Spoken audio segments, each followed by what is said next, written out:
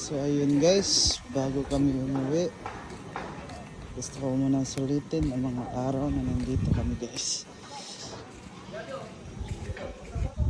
Mamayang 12 nun, aalis na kami dito guys. So gusto ko munang i-enjoy itong mga sandaling oras.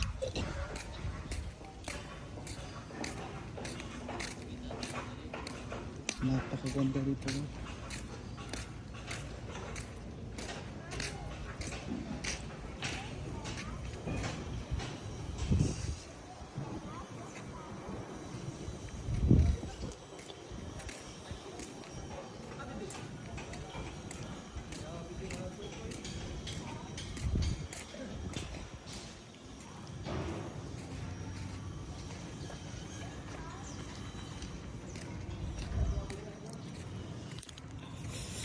Ayan guys, lakad-lakad muna tayo kasi pauwi na kami mamaya.